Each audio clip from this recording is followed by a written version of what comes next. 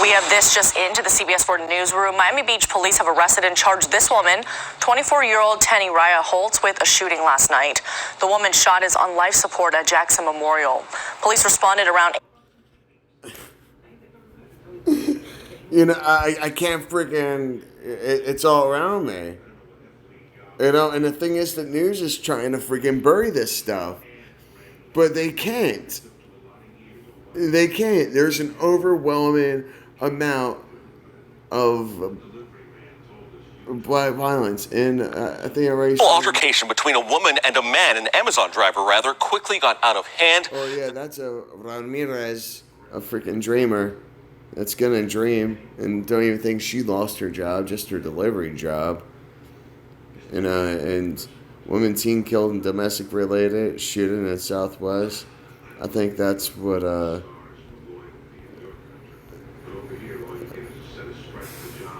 this one is. Julia Tuttle. Let's see.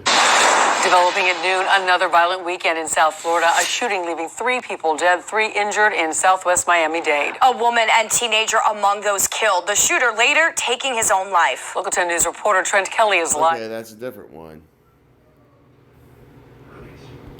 Yeah, I'm in my recommendations now, and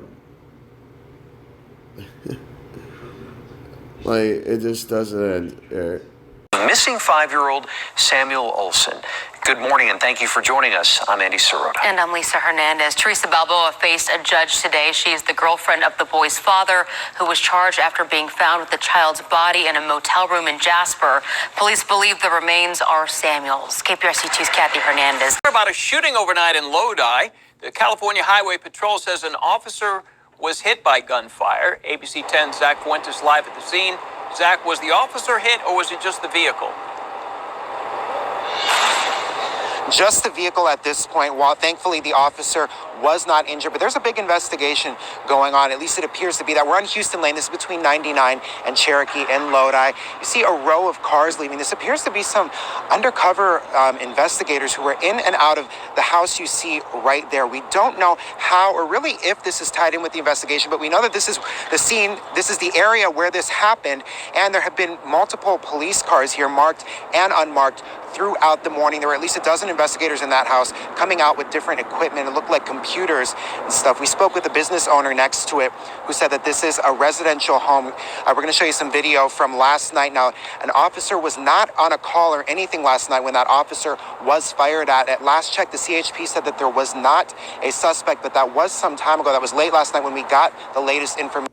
Top story, the search for the suspect who shot and killed a 10-year-old boy and wounded his uncle. It happened last night at a home on Beach 45th Street in Far Rockaway, Queens. Fox 5's Lisa Evers spoke with a neighbor who says this kind of violence is extremely unusual. There's an outpouring of grief at the Wallace home as family members gather to mourn the loss of a 10-year-old boy, one of the latest victims of gun violence as the city grapples with a spike in shootings. 10-year-old Justin Wallace is described by family members as a math whiz who loved to play with his dog. Police tell us that about 9:30 Saturday night, while visiting his aunt and uncle on Beach 45th Street, a gunman got out of this van and ran towards the front of the house. He fired and hit the boy in his torso and struck his 29-year-old uncle in the shoulder. This neighbor says he's stunned by the deadly violence. This block is very quiet. Would-be robber shot dead by a man delivering pizza. Delivery driver told police somebody tried to rob him, so he killed that person in self-defense. Stand your grounds. Glynn County Police and joins us live. Janice.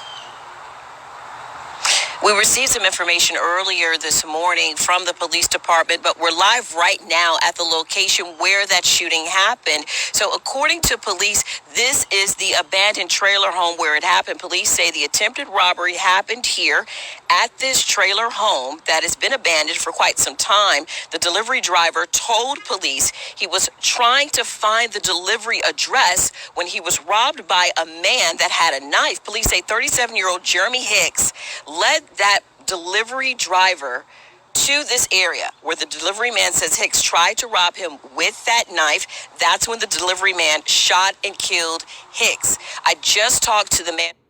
Yeah. Like, I'm going through my freaking recommendations, all right? So, you know, it's the news. They can't hide it. There's not a lot of white people out there committing crimes right now. Now, is there? Not this as much as going on. Not all these shootings. Now, are they?